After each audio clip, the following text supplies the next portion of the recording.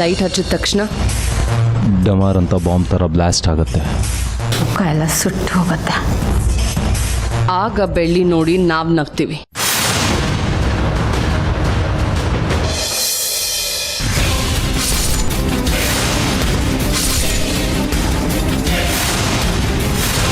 ಬೆಳ್ಳಿ, ನಿಂಗೋಸ್ಕರ ಏನು ತಂದಿದ್ದೀನಿ ಗೊತ್ತಾ?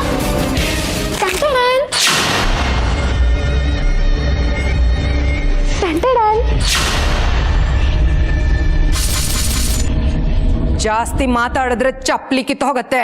ಏಯ್, ನನ್ನ ಮನೆಗೆ ಬಂದು ನನಗೆ ಚಪ್ಪಲಿ ಹೊಡಿತೀನಿ ಅಂತೀಯಾ? ಎಷ್ಟೇ ಧೈರ್ಯ ಇರ್ಬೇಕು ನಿನಗೆ?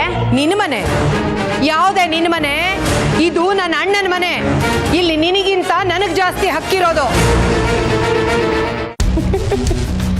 ಊರಿನ ಜನ 1000 ಮಾತಾಡ್ತಾರೆ, ನಾನು ಅದಕ್ಕೆಲ್ಲ ಕೇರೆ ಮಾಡಲ್ಲ. ಅದು ಬಿಡು, ಆಸ್ತಿ ಸಿಗತ್ತೆ ಅಂತ ಸ್ವಂತ ಮಗಳೇ ದಿನ ಈ ಮನೆ ಕಳಿಸ್ತೀಯಲ್ಲ, ನಿನ್ನಂತವ್ರು ಇನ್ನೂ ಈ ಭೂಮಿ ಮೇಲೆ ಬದುಕಿದಾರಲ್ಲ.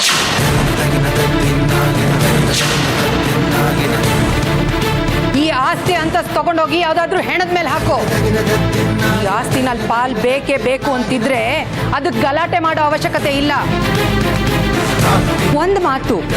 ಒಂದೇ ಒಂದು ಮಾತು ಮುತ್ತುಗೆ ಹೇಳಿದ್ರೆ ಸಾಕು, ನಮ್ಮ ಹೆಸರಿಗೆ ಬರ್ಕೊಡ್ತಾನೆ. ನನ್ನ ಮಗಳ ಜೀವನನ ಹಾಳು ಮಾಡಬೇಕು ಅಂತ ನೀನು ಎಷ್ಟೆಷ್ಟೋ ಪ್ರಯತ್ನ ಪಟ್ಟೆ, ಆದ್ರೂ ಆ ದೇವ್ರ ದಯದಿಂದ ನಮಗೆಲ್ಲ ಒಳ್ಳೇದೇ ಆಗ್ತಾ ಇದೆ. ಆದ್ರೆ ನಾವು ಕೇಳಲ್ಲ. ಯಾಕೆ ಗೊತ್ತಾ? ನಮ್ಗೆ ಈ ಆಸ್ತಿ ಮೇಲಾಗ್ಲಿ ಅಂತಸ್ತಿನ ಮೇಲಾಗ್ಲಿ ಆಸೆ ಇಲ್ಲ. ನಿಂತರ ಆಸ್ತಿಗೆ ಅಂತ ಮದ್ವೆ ಆಗೋಳಲ್ಲ ನನ್ನ ಮಗಳು. ನನ್ನ ಮಗಳು ಮುತ್ತುನ ನಿನಗಿಂತ ಮುಂಚೆಯಿಂದ ಪ್ರೀತಿಸ್ತಿದ್ದಾಳೆ. ಅವಳ ಅಪ್ಪನೂ ಅದಕ್ಕೆ ಒಪ್ಕೊಂಡಿದ್ದಕ್ಕೆ ಮದ್ವೆ ಮಾತುಕತೆಗೆ ಅಂತ ಇಲ್ಲಿ ತನಕ ನಾವು ಬಂದಿದ್ದು. ಇಲ್ದೆ ಹೋಗಿದ್ದಿದ್ರೆ ನನ್ನ ಚಪ್ಪಲಿನೂ ಈ ಮನೆ ಕಡೆ ಬರ್ತಾ ಇರಲಿಲ್ಲ. ನಿಂತರ ಆಸ್ತಿಗೆ ಅಂತ ಅಪ್ಪ ಮಗಳಿಬ್ರು ಇಲ್ಲೇ ಜಾಂಡ ಹುಡ್ತಿರ್ಲಿಲ್ಲ. ಈಗಿಂದ ಈಗಲೇ ನನಗೆ ಕ್ಷಮೆ ಕೇಳಿದ್ರೆ ಸರಿ, ಇಲ್ಲ ಅಂದ್ರೆ ನಾನು ಮರ್ಯಾದೆ ಬಿಟ್ಟು ಮಾತಾಡ್ಬೇಕಾಗುತ್ತೆ. ಏನೇ ಮಾಡ್ತೀಯಾ? ಸುಮ್ಮನೆ ಹೋಗ್ತಿದ್ದವ್ರನ್ನ ಕರೆದು ಅವಮಾನ ಮಾಡಿದ್ದು ಅಲ್ದೆ ಕ್ಷಮೆ ಬೇರೆ ಕೇಳು ಅಂತ್ಯ? ನನ್ನ ಹತ್ರ ಕೆಟ್ಟದಾಗ ನಡ್ಕೊಂಡಿರೋದಕ್ಕೆ ನೀನ್ ಕ್ಷಮೆ ಕೇಳಬೇಕು. ಪುಷ್ಪ, ಅವಳ ಹತ್ರ ಏನು ಮಾತಾಡ್ತೀಯ? ಅವಳು ಹೆಣ್ಣಲ್ಲ, ಹೆಣ್ಣಿನ ರೂಪದಲ್ಲಿರೋ ರಾಕ್ಷಸಿ. ಅವಳಿಗೆ ಇನ್ನೊಬ್ಬರು ರಕ್ತ ಕುಡಿದು ರೂಢಿ ಇದೆ. ಅಂಥವಳ ಹತ್ರ ನೀ ಏನು ಮಾತಾಡ್ತೀಯ? ಏನತ್ತೆ ನೀವು? ಮಾಯಾ ಮುತ್ತಣ್ಣನ ಮದ್ವೆ ಆಗ್ತಿದ್ದಾಳೆ ಅಂತ ಗೊತ್ತಿದೆ ಈ ರೀತಿ ಅವಮಾನ ಮಾಡ್ತಿದ್ದೀರಲ್ಲ? ಶರ್ಮಿಳಾ, ಇವಳು ನನ್ನನ್ನ ಭಿಕ್ಷದವರು ಅಂತ ಕರೆದಾಗ ಸುಮ್ಮನೆ ಇದ್ದೆ. ಹೀಗೆ ಮಾತಾಡ್ತಿದೀಯಾ? ನೀನು ನನ್ನ ಅಣ್ಣನ ಮಗಳು, ನೀನು ಇವಳ ಕಡೆನಾ? ಹೆಣ್ಮಕ್ಳು ತಗ್ಗಿ ಬಗ್ಗಿ ನಡಿಬೇಕು. ಇಷ್ಟೊಂದು ಅಹಂಕಾರ ಒಳ್ಳೇದಲ್ಲ. ಅದು ಮನೆನ ಬೆಂಕಿಲ್ ಭಸ್ಮ ಮಾಡತ್ತೆ ಹೊರತು ಮನೆ ಬೆಳಗೋ ದೀಪ ಆಗಲ್ಲ. ಶರ್ಮಿಳಾ, ಇಂಥ ಕಸನೆಲ್ಲ ಮನೇಲಿ ಇಟ್ಕೊಂಡು ಬೆಳೆಸ್ತಿದ್ದೀರಲ್ಲಮ್ಮ, ಮೊದಲು ಇವಳನ್ನು ಹೊರಗೆ ಹಾಕಿ. ನೋಡು, ಬೆಳ್ಳಿನ ಮುತ್ತಕ್ಕೆ ತಂದ್ಕೊಳ್ದೆ ಹೋದ್ರೂ ಪರವಾಗಿಲ್ಲ. ಈ ಮನೆ ಹಾಳಿನ ಸೊಸೆ ಮಾಡ್ಕೊಂಡ್ರೆ ನಿನ್ನನ್ನಷ್ಟೇ ಅಲ್ಲ, ಮನೇಲಿರೋರ್ನೆಲ್ಲ ಆಚೆಗೆ ಹಾಕ್ತಾಳೆ. ಅದಕ್ಕೆ ಅಂತ ಅನಾಹುತ ನಡಿಬಾರ್ದು ಅಂತಾನೆ ಮೊದಲೇ ನಿಮಗೆ ಎಚ್ಚರಿಕೆ ಕೊಡ್ತಿರೋದು. ನಿನ್ನನ್ನು ಮಾತ್ರ ನಾನು ಸುಮ್ಮನೆ ಬಿಡಲ್ಲ. ಏನೇ ಮಾಡೋಕ್ಕಾಗತ್ತೆ ನಿನಗೆ? ಏನ್ ಮಾಡೋಕ್ಕಾಗತ್ತೆ? ನನ್ನ ಮಗಳ ಜೀವನನ ಹಾಳು ಮಾಡಬೇಕು ಅಂತ ನೀನು ಎಷ್ಟೆಷ್ಟೋ ಪ್ರಯತ್ನ ಪಟ್ಟೆ, ಆದ್ರೂ ಆ ದೇವ್ರ ದಯದಿಂದ ನಮಗೆಲ್ಲ ಒಳ್ಳೇದೇ ಆಗ್ತಾ ಇದೆ. ನಿನ್ ಮಗಳದ್ ಹೇಗ್ ಸುಖವಾಗಿರ್ತಾಳೆ ಅಂತ ನಾನು ನೋಡ್ತೀನಿ. ನನ್ ಕಣ್ ತಪ್ಸಿ ಮುತ್ತು ಮಾವನ್ ಮದ್ವೆ ಆಗ್ತಾಳ, ಅದನ್ನ ನೋಡ್ಕೊಂಡು ನಾನ್ ಸುಮ್ನೆ ಇರ್ತೀನ? ನೆವರ್. ಹಿಂಚಿಂಚು ನರ್ಕ ಯಾತ್ನೆ ಅನ್ಭವಿಸ್ಬೇಕು, ಹಾಗೆ ಮಾಡ್ತೀನಿ, ನೋಡ್ತಿರೋ. ನನ್ನ ಮಗಳು ಕೆಟ್ಟದ್ದು ಬಯಸ್ತೀಯೇನೆ? ಇಲ್ಲಿವರೆಗೂ ಕೆಟ್ಟದಾಗ್ಲಿ ಅಂತ ನಾನು ಯಾರಿಗೂ ಬಯಸಿರ್ಲಿಲ್ಲ. ಆದ್ರೆ ಇವತ್ತು ಹೊಟ್ಟೆ ಉರ್ಕೊಂಡು ಹೇಳ್ತಿದ್ದೀನಿ, ನೀ ಖಂಡಿತ ಸುಖವಾಗಿರಲ್ಲ. ನರಳಿ ನರಳಿ ಸಾಯ್ತೀಯ ನೀನು. ನನ್ನ ಶಾಪ ನಿನ್ನನ್ನು ಯಾವತ್ತೂ ಸುಮ್ಮನೆ ಬಿಡಲ್ಲ, ನಾಶ ಆಗೋಗ್ತೀಯ. ಪುಷ್ಪ, ಇವಳ ಹತ್ರ ಮಾತಾಡಿ ಏನು ಪ್ರಯೋಜನ? ನಡಿ ಹೋಗೋಣ. ನಡಿ. ನೋಡಿದ್ರ ಅದ್ಗೆ ನನ್ನ ಬಗ್ಗೆನೇ ಹೇಗೆ ಕೆಟ್ಟದಾಗ ಮಾತಾಡ್ಕೊಂಡು ಹೋಗ್ತಿದ್ದಾಳೆ ಅಂತ. ನನಗೆ ಶಾಪ ಹಾಕಿರೋ ಅವಳು ನನ್ನ ಕಣ್ಣು ಮುಂದೆನೆ ಕುಟುಂಬದ ಸಮೇತ ಸಾಯ್ಬೇಕು. ಅದನ್ನ ನಾನು ನೋಡಿ ಖುಷಿ ಪಡ್ಬೇಕು. ಹೋಗ್ಲಿ ಬಿಡು ಮಾಯಾ, ನೀನ್ ಸಮಾಧಾನ ಮಾಡ್ಕೊ. ಇಲ್ಲ ಅದಕ್ಕೆ ಹಾಗಲ್ಲ. ಎಲ್ಲೋ ಒಂದು ಬದ್ಕೊಂಡಿರ್ಲಿ ಅಂತ ಬಿಟ್ರೆ ಯಾಕೋ ತುಂಬಾ ಓವರ್ ಆಗಾಯ್ತು. ಈಗಲೇ ಅಪ್ಪಂಗೆ ಫೋನ್ ಮಾಡಿ ಇವ್ರಿಗೊಂದು ಗತಿ ಕಾಣಿಸ್ಲಿಲ್ಲ ಅಂದ್ರೆ ನನ್ನ ಹೆಸರು ಮಾಯಾನೇ ಅಲ್ಲ.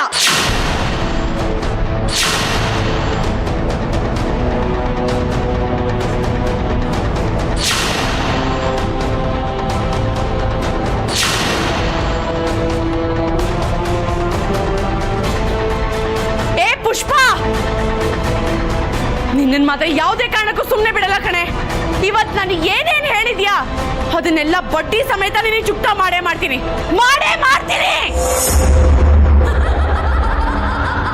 ವಯಸ್ಸಾಗಿ ಮುದುಕಿ ಆಗಿರೋ ನಿನಗೆ ಎಷ್ಟು ಪೊಗರು ಇರ್ಬೇಕಾದ್ರೆ ಇನ್ನು ಇಷ್ಟು ತಂದವಾಗಿರೋ ನನಗೆ ಎಷ್ಟಿರ್ಬೇಕೆ? ಬೆಳ್ಳಿ ಬರ್ತ್ಡೇ ಕರೆಕ್ಟಾಗಿ ಆಗ್ಬಾರ್ದು ಅಂತ ಎಷ್ಟೆಲ್ಲ ಪ್ಲಾನ್ ಮಾಡಿ ಅದನ್ನ ಕೆಡಿಸ್ಬೇಕು ಅಂತ ಅನ್ಕೊಂಡೆ. ಆದ್ರೆ ಏನಾಯ್ತು? ನಾನು ಅನ್ಕೊಂಡಿದ್ದು ಒಂದಲ್ಲೂ ಕರೆಕ್ಟಾಗಿ ನಡೀತಾ? ಏನಾದ್ರೂ ಆಯ್ತಾ? ಯಾರು ಈ ತರ ಎಲ್ಲ ಮಾಡಿದ್ದು? ಒಂದು ಅರ್ಥ ಆಗ್ತಿಲ್ಲ. ಹೇಗ್ ಸಾಧ್ಯ ಇದೆಲ್ಲ? ಹೇಗ್ ಸಾಧ್ಯ? ನಾನು ಅಷ್ಟೆಲ್ಲ ಮಾಡಿದ್ರು ಹೇಗ್ ಸಾಧ್ಯ?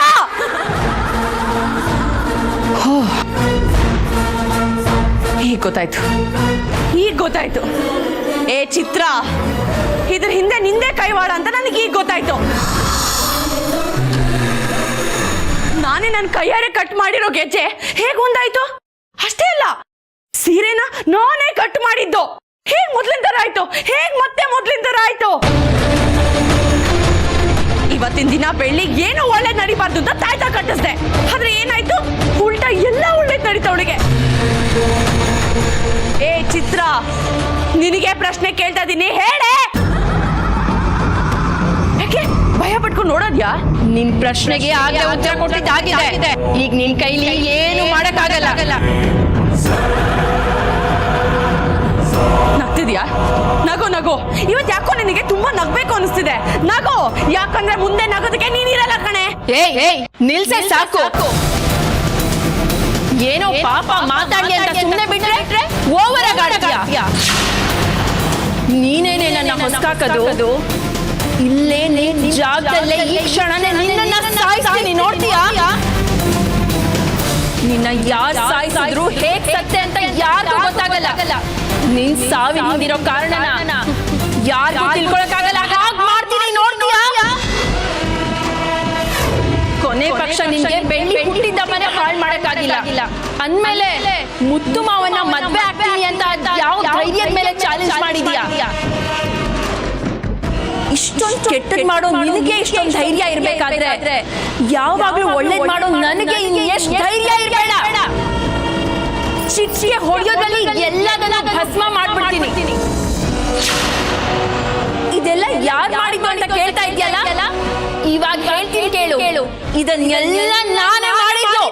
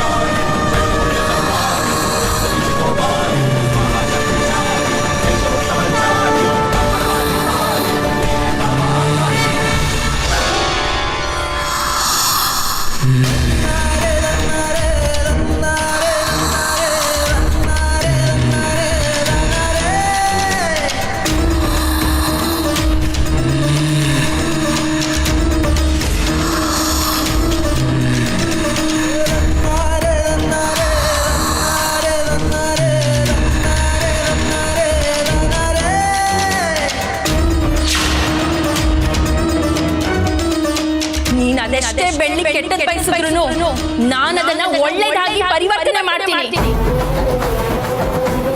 ಅದು ಆ ದೇವ್ ಕೊಟ್ಟಿರೋ ಶಕ್ತಿ ನನಗೆ. ಯಾಕಂದ್ರೆ ನಿನಗಿಂತ ಬೆಳ್ಳಿ 100 ಪಟ್ಟು ಮುಂದೆ ಇದ್ದಾಳೆ, ಇನ್ ಮುಂದೆನೂ ಇರ್ತಾಳೆ. ಬೆಳ್ಳಿಗೆ ಯಾವಾಗಲೂ ಕಾವಲಾಗಿ ನಾನು ಇರ್ತೀನಿ. ಅವಳಿಗೆ ಏನಾದ್ರು ಕೆಟ್ಟದ್ ಮಾಡ್ಬೇಕು ಅಂದ್ರೆ ನೀನು ಮೊದಲು ನನ್ನನ್ನು ದಾಟ್ಕೊಂಡು ಹೋಗ್ಬೇಕು. ಅದನ್ನ ನೆನಪಲ್ಲಿ ಇಟ್ಕೋ. ನಿನಗೆ ಹೀಗೆ ಪ್ರತಿದಿನ ಚಿತ್ರ ಹಿಂಸೆ ಕೊಟ್ಟು ಸಾಯಿಸ್ತೀನಿ ಅಂತ ಹೇಳಿದ್ದೆ. ಈಗ ಹಾಗೆ ನಡ್ಕೊಳ್ತಿದ್ದೀನಿ. ಮುತ್ತು ಮಾವನಿಗೆ ಬೆಳ್ಳಿಗೆ ಏನೇ ತೊಂದರೆ ಆದ್ರೂ ಅವರನ್ನ ಕಾಪಾಡೋದಕ್ಕೆ ನಾನು ಇರ್ತೀನಿ. ಅದ್ ನನ್ನ ಧರ್ಮ.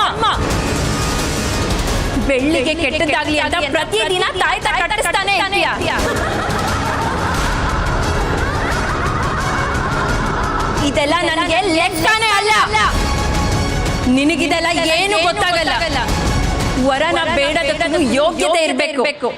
ನಿನಗೆಲ್ಲಿದೆ ಆ ಯೋಗ್ಯತೆ? ಬೆಳ್ಳಿಗೂ ಯಾವತ್ತೂ ಹೋಲಿಕೆ ಮಾಡ್ಕೊಳಕ್ ಹೋಗಬೇಡ. ಬೆಳ್ಳಿಗೆ ಯಾವಾಗಲೂ ನಾನ್ ಕಾವಲಾಗಿರ್ತೀನಿ. ನೀನ್ ಅವಳಿಗೆ ಏನೇ ಕೆಟ್ಟದ್ ಮಾಡ್ಬೇಕು ಅಂದ್ರೂ ಮೊದ್ಲು ನನ್ನ ದಾಟ್ಕೊಂಡು ಹೋಗ್ಬೇಕು. ಅದನ್ನ ಯಾವತ್ತೂ ನೆನಪಿನಲ್ಲಿ ಇಟ್ಕೋ. ಏ ಚಿತ್ರ, ಎಲ್ಲೋದ್ಯೆ? ನನಗೆ ಚಾಲೆಂಜ್ ಮಾಡ್ತೀಯಾ? ನಾನೇನು ಅಂತ ನಿನಗೆ ಇಂಚ್ ಪ್ರೂವ್ ಮಾಡಿ ತೋರಿಸ್ತೀನಿ. ನೋಡ್ತಿರೋ.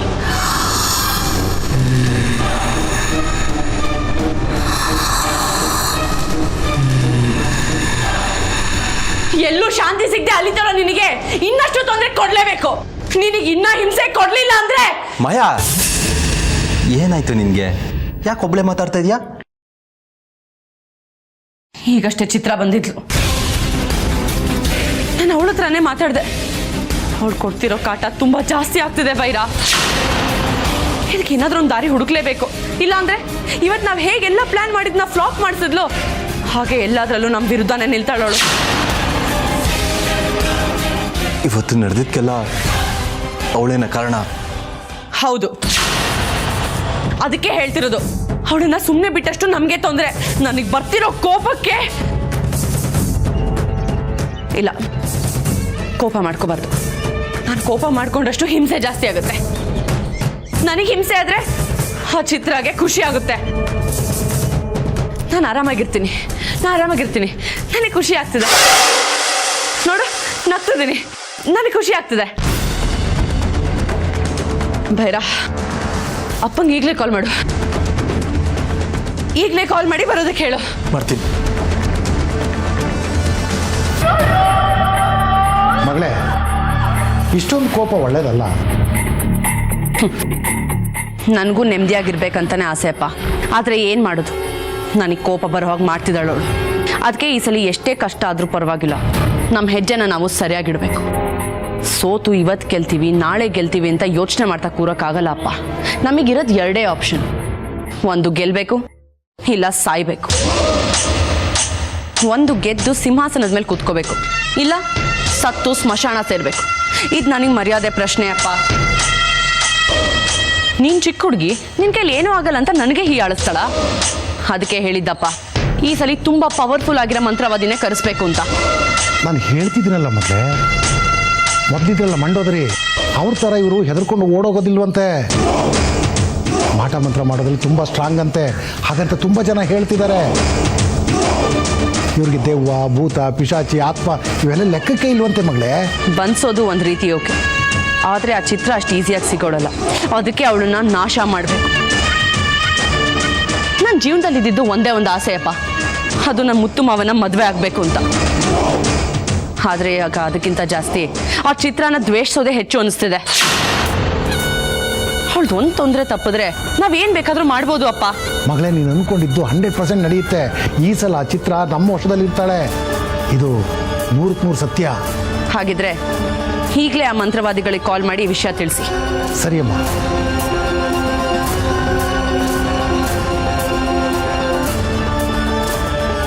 ಹಲೋ, ನಾನು ಭಾರ್ಗವ ಮಾತಾಡ್ತಾ ಇದ್ದೀನಿ. ಹೇಳಿ. ನಮಸ್ಕಾರ ಸರ್, ನಾನು ನೀಲ್ಕಂಠ ಮಾತಾಡ್ತಿರೋದು. ಗೊತ್ತಾಯ್ತು, ಮೊನ್ನೆ ಅಷ್ಟು ನಿಮ್ಮ ಸಮಸ್ಯೆ ಬಗ್ಗೆ ಹೇಳ್ಕೊಂಡಿರಲ್ಲ. ಹೇಳಿ. ಸ್ವಾಮಿಗಳು ಅಪ್ಪ ಘೋರ ತಪಸ್ಸಿಗೆ ಅಂತ ಹಿಮಾಲಯಕ್ಕೆ ಹೋಗಿದ್ದಾರೆ. ನಾಳೆ ಬರ್ತಿದ್ದಾರೆ. ನಾಳೆ ಒಂದಿನ ಇಲ್ಲಿರ್ತಾರೆ. ಆಗಷ್ಟೇ ನಿಮಗೆ ಅವ್ರನ್ನ ಭೇಟಿ ಮಾಡೋದಕ್ಕೆ ಅವಕಾಶ ಸಿಗೋದು. ನೀವು ಇಲ್ಲಿಗೆ ಬಂದರೆ ನೇರವಾಗಿ ಅವ್ರ ಹತ್ರ ಮಾತಾಡಿ ಮುಂದಿನ ಕೆಲಸನ ಶುರು ಮಾಡ್ಕೋಬೋದು. ನಾಳೆ ನಾನು ನನ್ನ ಮಗಳು ಬರ್ತಿದ್ದೀವಿ. ನಮ್ಮ ಬಗ್ಗೆ ಸ್ವಲ್ಪ ಸ್ವಾಮಿಯವ್ರ ಹತ್ರ ಹೇಳ್ತೀರಾ? ಖಂಡಿತ. ಎಲ್ಲಿಗೆ ಬರಬೇಕು ಅಂತ ಮೆಸೇಜ್ ಕಳಿಸ್ತೀನಿ. ಸರಿ ಸರಿ ಸರಿ. ಮಗಳೇ, ಮಂತ್ರವಾದಿಗಳು ನಾಳೆ ಮಾತ್ರ ಫ್ರೀ ಆಗಿರೋದು. ನಾವು ನಾಳೆನೇ ಹೋಗಿ ಏನು ಅಂತ ಕೇಳ್ಕೊಂಡು ಬಂದ್ಬಿಡೋಣ. ಕೇಳಲೇಬೇಕಪ್ಪ. ಈಗ ನಡೆಸೋ ಪೂಜೆ ಅವಳ ಲೈಫಲ್ಲೇ ಕೊನೆ ಪೂಜೆ ಆಗಿರಬೇಕು. ಇನ್ಯಾವತ್ತೂ ಅವಳು ನಮ್ಮ ಕೆಲಸ ಕಡ್ಡಿ ಆಗಬಾರ್ದು. ಚಿತ್ರಾಗೊಂದು ಒಳ್ಳೆ ಸೆಂಡ್ ಆಫ್ ಕೊಡದೆ ಇದ್ರೆ ನನ್ಗೆ ಯಾಕೋ ಸಮಾಧಾನನೇ ಇಲ್ಲಪ್ಪ. ಚಿತ್ರ, ನೀನ್ ನಾಶ ಆಗೋ ಕಾಲ ತುಂಬಾ ಹತ್ರ ಬರ್ತದೆ. ದಿನಗಳ ಲೆಕ್ಕ ಹಾಕ್ಬೇಡ, ನಿನ್ನನ್ನ ಚೆನ್ನಾಗೇ ಕಳಿಸ್ಕೊಡ್ತೀನಿ.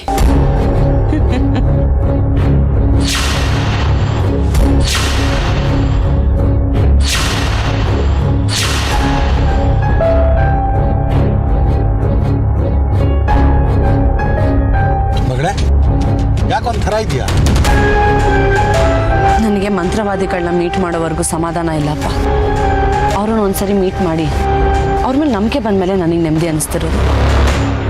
ಚಿತ್ರಾಗೆ ಒಂದಲ್ಲ ಒಂದು ರೀತಿಲಿ ಯಾರಾದರೂ ಸಹಾಯ ಮಾಡಿ ಅವಳ ಶಕ್ತಿನ ವಾಪಸ್ ಬರೋ ಹಾಗೆ ಮಾಡ್ತಿದ್ದಾರೆ.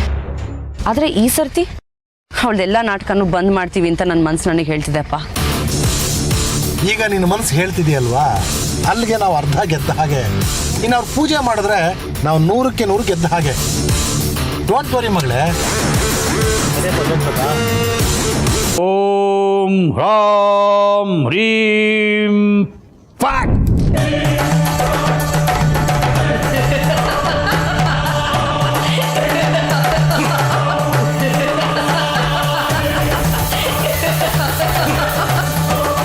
ಎಲ್ಲಿದೆಯಾ? ಬಾ, ಬಂದು ನಿಲ್ಲು. ಬರಲ್ಲ. ನಿನ್ನ ಶಕ್ತಿ ಎಷ್ಟೇ ಇದ್ರೂ ನನ್ನ ಮುಂದೆ ನಿನ್ನ ಆಟ ನಡೆಯೋದಿಲ್ಲ. ಬಾ, ಬಂದು ನನ್ನ ಮುಂದೆ ನಿಲ್ಲು. ಎಲ್ಲಿದೆಯಾ? ಬಾ, ಬಂದು ನಿಲ್ಲು. ಬಂದು ಈ ಚೌಕಟ್ಟಲ್ಲಿ ಕೂತ್ಕೋ. ಬರಲ್ಲ. ನಿನ್ನನ್ನು ಹೇಗೆ ಕರ್ಸ್ಕೋಬೇಕು ಅಂತ ನನಗೆ ಚೆನ್ನಾಗಿ ಗೊತ್ತು. ಓಂ ರಾಮ್ ಹ್ರೀಂ ಫಾಟ್. ನಿನ್ ಕೈಲಿ ಆಗಲ್ಲ. ಸುಮ್ನೆ ಇಲ್ಲಿಂದ ಹೊರಟೋಗು. ನನ್ನನ್ನೇ ಹೊರಟು ಹೋಗು ಅಂತೀಯಾ? ಓಂ ರಾಮ್ ಹ್ರೀಂ ಫಾಟ್. ಅಯ್ಯೋ, ಬಿಟ್ಬಿಡು ನನ್ನನ್ನ. ಬಿಟ್ಬಿಡ್ಬೇಕಾ ನಿನ್ನ? ಓಂ ರಾಮ್ ಹ್ರೀಂ ಫಾಟ್. ಅಯ್ಯೋ, ಆಗ್ತಾ ಇಲ್ಲ. ಬೆಂಕಿ ಸುಡ್ತಾ ಇದೆ. ಬಿಡು ನನ್ನನ್ನ. ಬಿಡು ಬಿಡು ನನ್ನನ್ನ. ಆಗ್ತಾ ಇಲ್ಲ. ಸುಡ್ತಾ ಇದೆ ಬೆಂಕಿ. ಉರಿ ಉರಿ ಬೆಂಕಿ. ಅಯ್ಯೋ, ಉರಿ ಉರಿ ಬೆಂಕಿ. ಆಗ್ತಾ ಇಲ್ಲ. ಸುಡ್ತಾ ಇದೆಯಾ? ನಿನಗೆ ಸುಡ್ತಾ ಇದೆ ಅಂತಂದ್ರೆ ಬಾ ಇಲ್ಲಿ, ಇದರಲ್ಲಿ ಬಂದು ಕೂತ್ಕೋ. ಆಗಲೇ ನಿನಗೆ ನೆಮ್ಮದಿ ಸಿಗೋದು. ಇಲ್ಲ ಅಂದ್ರೆ ಸುಟ್ಟು ಭಸ್ಮ ಆಗಿ ಹೋಗ್ಬಿಡ್ತೀಯ. ಇಲ್ಲ, ನಾನು ಅದರೊಳಗಡೆ ಹೋಗಲ್ಲ. ಹಠ ಮಾಡಬೇಡ, ಬಂದು ಕೂತ್ಕೋ. ಬೆಂಕಿ ಸುಡ್ತಾ ಇದೆ. ಆಗ್ತಾ ಇಲ್ಲ. ಮೈಯೆಲ್ಲ ಸುಡ್ತಾ ಇದೆಯಾ? ಹಿಂಸೆ ಅಂತ ಅನ್ನಿಸ್ತಾ ಇದೆಯಾ? ಓಂ ರಾಮ್ ಹ್ರೀಂ ಫಟ್. ಅಯ್ಯೋ, ಆಗ್ತಾ ಇಲ್ಲ. ಬೆಂಕಿ ಸುಡ್ತಾ ಇದೆ.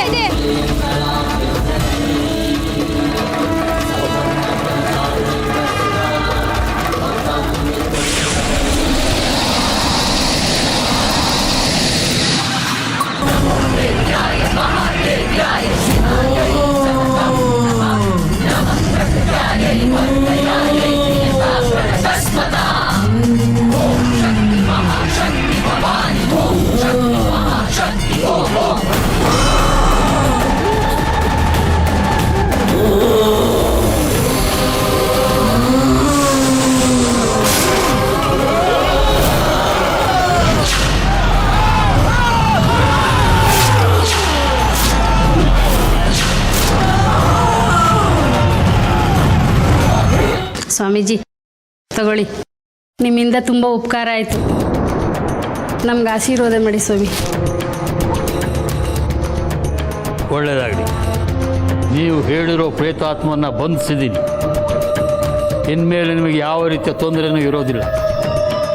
ಮನೆಯನ್ನು ಶುದ್ಧಿ ಮಾಡಿಸಿ ಆಮೇಲೆ ಎಷ್ಟು ವರ್ಷ ಬೇಕಾದರೂ ಅಷ್ಟು ವರ್ಷ ಅಲ್ಲಿ ಇರ್ಬೋದು. ನಿಮ್ಮಿಂದ ತುಂಬ ಉಪಕಾರ ಆಯಿತು ಸ್ವಾಮಿ, ನಾವು ಬರ್ತೀವಿ.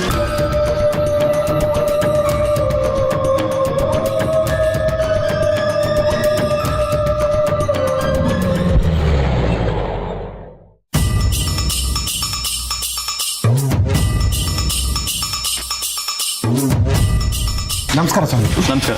ನೀಲ್ಕಂಠ, ನಾನು ನಿಮಗೆ ಫೋನ್ ಮಾಡಿದ್ದಲ್ಲ. ಗೊತ್ತಾಯ್ತು. ಅಪ್ಪ ಒಳಗಡೆ ಇದ್ದಾರೆ, ಬರ್ರಿ. ಕೂತ್ಕೊಳ್ಳಿ.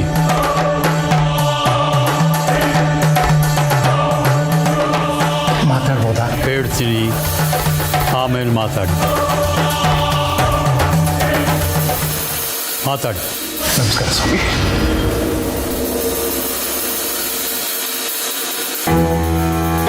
ನಿಮ್ಮ ಇಷ್ಟ ದೇವರನ್ನ ಮನಸ್ಸಿನಲ್ಲಿ ನೆನೆಸ್ಕೊಳ್ಳಿ.